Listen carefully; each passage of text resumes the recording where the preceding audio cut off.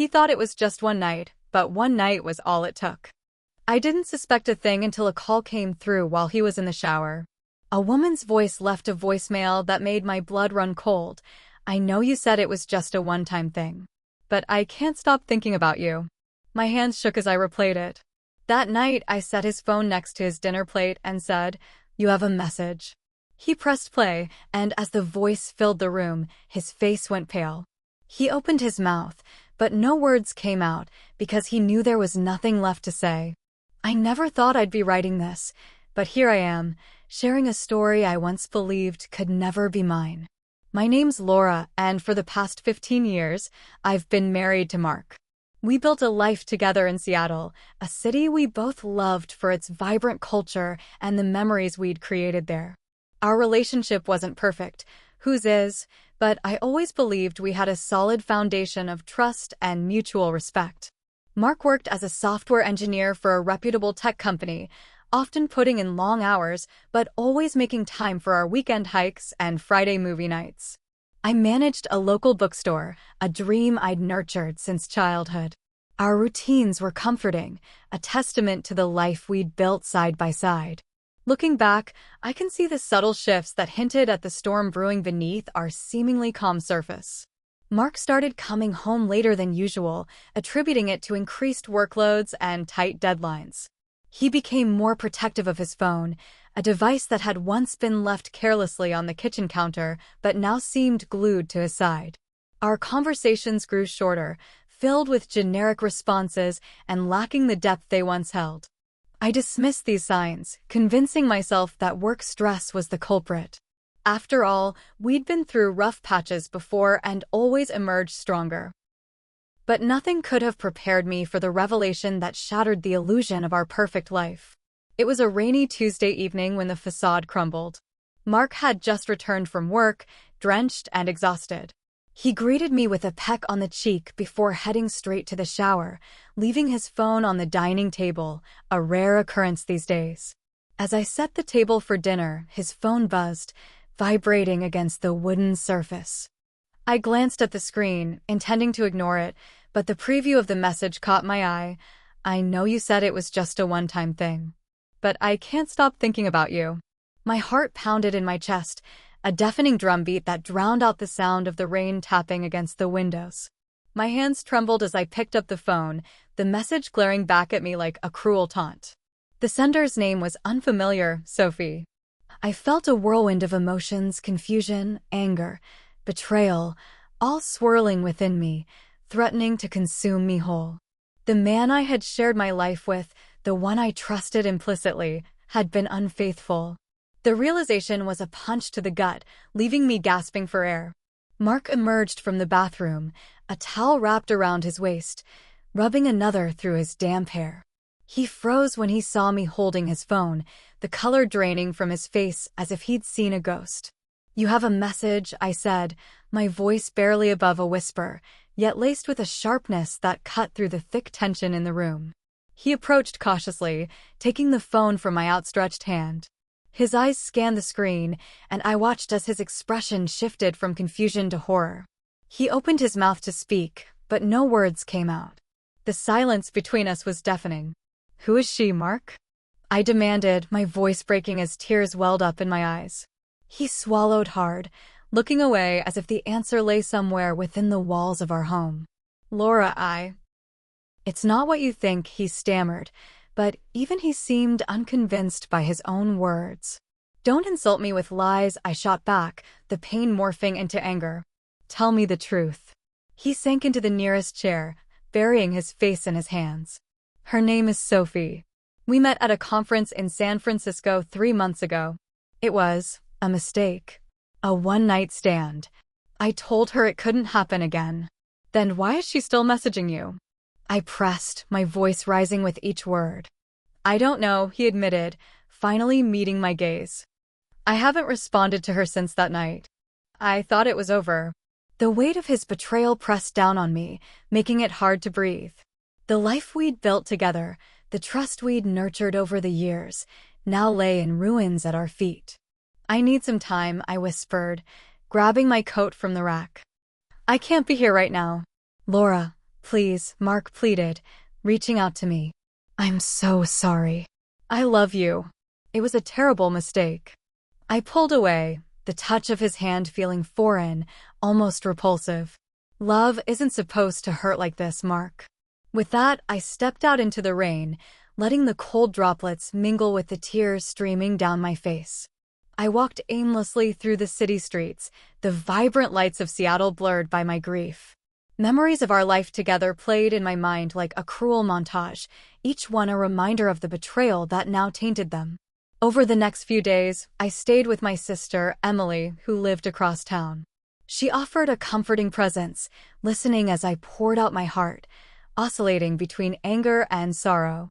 Mark called and texted incessantly, each message a plea for forgiveness, but I couldn't bring myself to respond.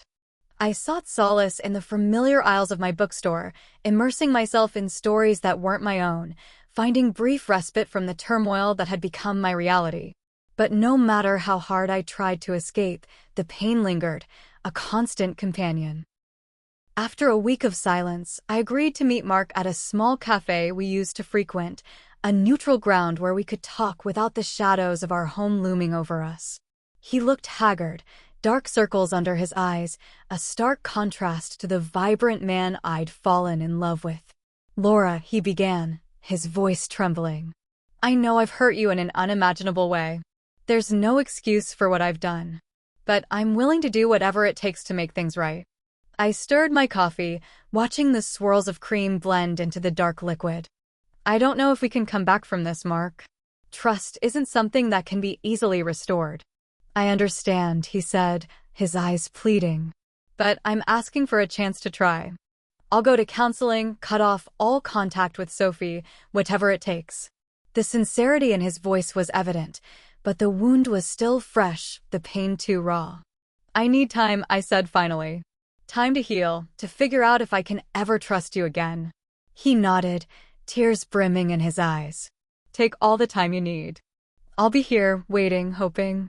As I left the cafe, I felt a glimmer of something amidst the pain, a sliver of hope, perhaps, or the faintest outline of a path forward. The journey ahead was uncertain, and the scars of betrayal would remain, but maybe, just maybe, there was a chance for redemption, for healing, for a new beginning. I didn't talk to Mark for the next 2 weeks.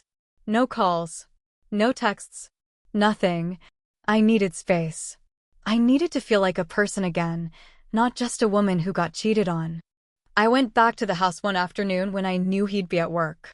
I just wanted to grab a few things, more clothes, my favorite books, some photo albums. But something was off the moment I walked in. The house smelled different. Someone had cooked something spicy, and it wasn't me. The trash had a to-go container I didn't recognize. And the coffee mug on the kitchen counter had lipstick on it. Not my shade. Not even close.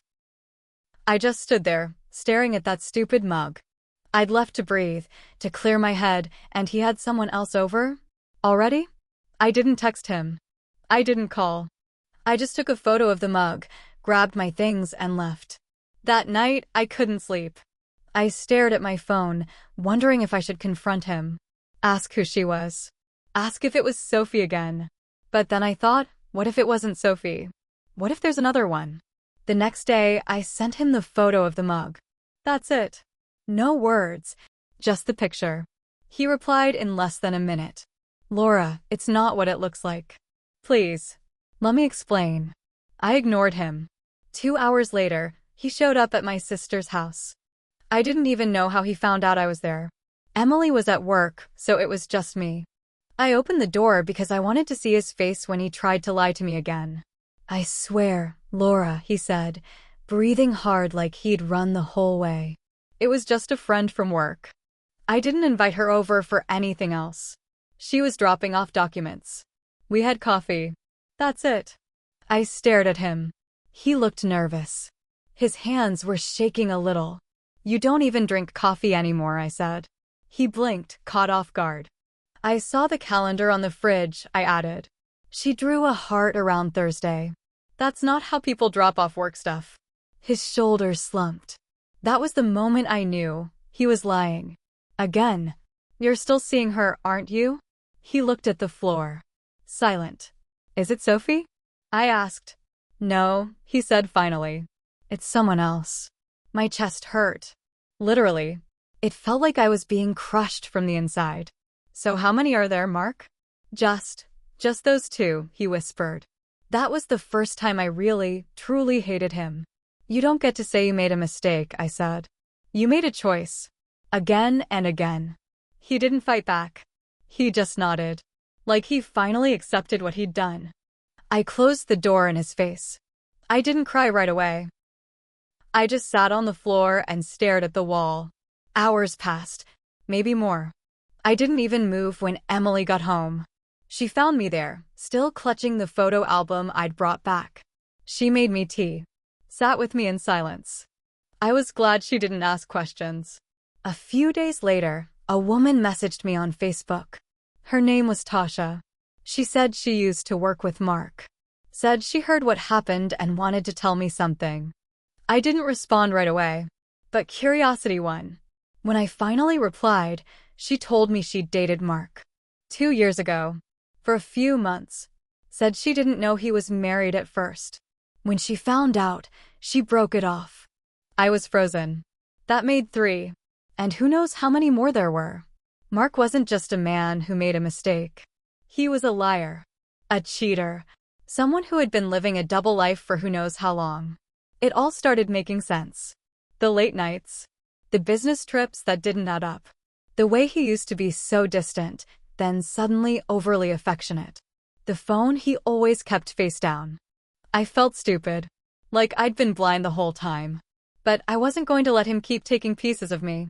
So I did something I never thought I would. I called Sophie. I had her number from the message that started all of this. When she answered, she sounded surprised. I just want to know the truth, I said. Please. There was a long pause. I didn't know he was married, she said softly.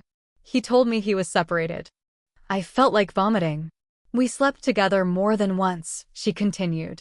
It wasn't just one night. How many times? I asked. She sighed. I don't know. Maybe 6 or 7. I thanked her and hung up. I didn't yell.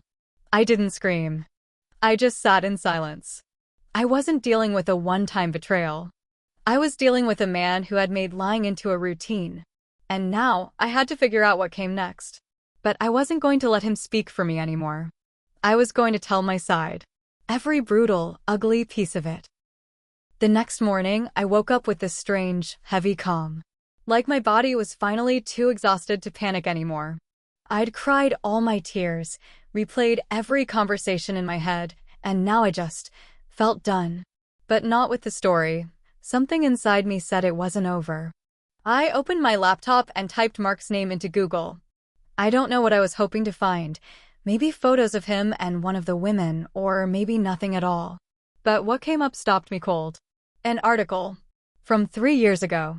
Local tech company under investigation for internal misconduct. The article didn't name names. But it mentioned a manager being placed on leave after reports of inappropriate relationships with multiple subordinates. My hands started shaking again. I clicked deeper, Reddit threads, company gossip boards, old tweets. The pieces started connecting. Mark's company had quietly swept the situation under the rug, but people had talked. And one comment hit me like a freight train. He always targeted women who were going through something. Said the right things. Made them feel seen. Real manipulative **T. That's when it hit me. This wasn't just infidelity. This was a pattern. A habit. He had a method. A game. He wasn't just cheating on me. He was emotionally grooming women, probably using the same sweet voice and fake empathy he once used on me. And maybe I hadn't even been the first wife. I dug into county records, divorce filings, marriage licenses. And there it was. Mark had been married before. 12 years ago. For 3 years. No mention of it, ever. I remembered how he always brushed off his early 20s as his wild years. Claimed he was traveling, trying to figure himself out. What a joke. I tracked down his ex-wife's name, Danielle. I didn't know if it was the right thing to do, but I found her on LinkedIn and sent a message. Something short, honest, and careful. She responded the same night. Yes, I'm his ex-wife. And I'm guessing if you're messaging me, something went wrong. We ended up talking on the phone for 2 hours. Danielle told me how she'd gone through the same things.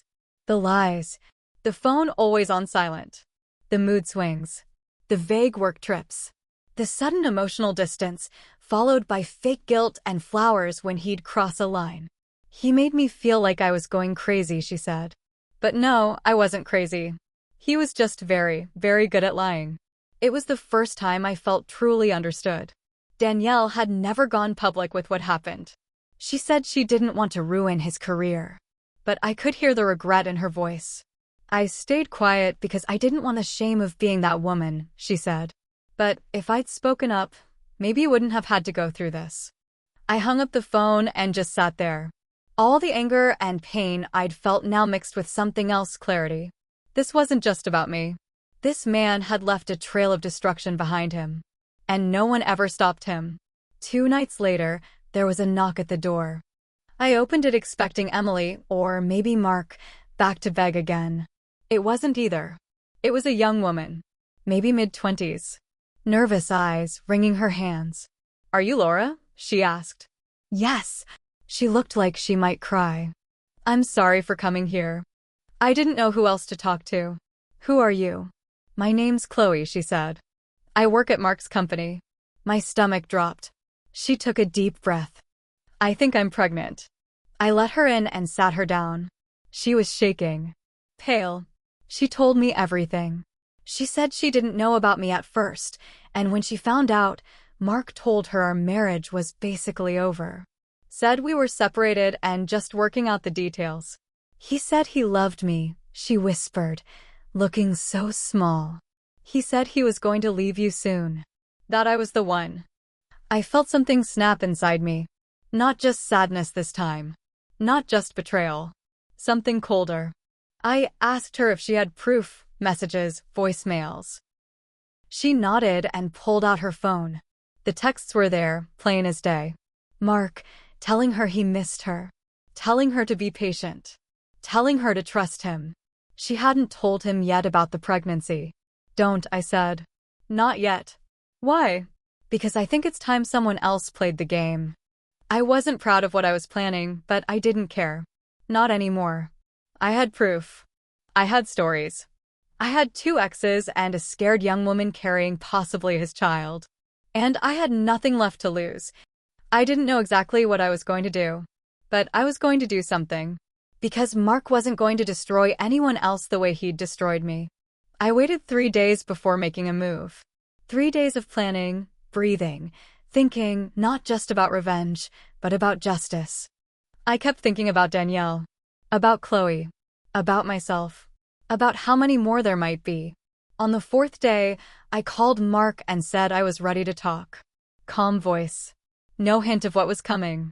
I told him I'd reserved a private table at the Orchard, a fancy restaurant we used to go to on anniversaries. He said yes immediately, probably thinking I was ready to forgive him. I invited Chloe too. She was hesitant, scared even. But when I told her she didn't have to say anything, just be there, she agreed. She sat at the bar while I waited at the table. Danielle had mailed me a copy of her old divorce papers, including a few statements she'd written about Mark's behavior. I brought those too, just in case. Mark showed up 10 minutes late. In a blazer. Smiling like he thought he was still charming. Laura, he said warmly. You look, I'm not here for compliments, I interrupted. He sat down slowly, trying to read my face. I've thought a lot about what you did, I said. And who you are. He opened his mouth to speak, but I kept going. I know about Sophie. And Chloe. And Danielle. The color drained from his face. You talked to. I talked to them all, I said, my voice sharp. I know you've been doing this for years. Lying. Manipulating. Telling every woman a different story. He tried to laugh it off. Laura, come on. You're upset, I get it, but you're blowing this way out of Chloe, I said, loud enough for her to hear. She stood up slowly and walked toward the table. Mark saw her, and his face changed. Not shock, guilt. He knew. "I'm pregnant," she said quietly. The whole restaurant didn't hear it.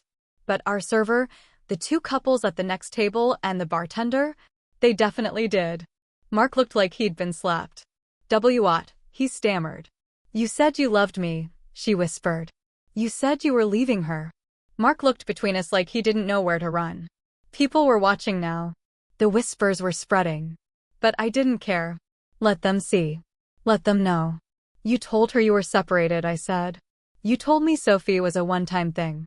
You told Danielle you were trying to change. You're just a walking lie, Mark." "I never meant for this to happen," he said, eyes wide. I got caught up. I was confused. "I didn't save it," I snapped. "You've had years to be confused." Chloe turned and left without another word.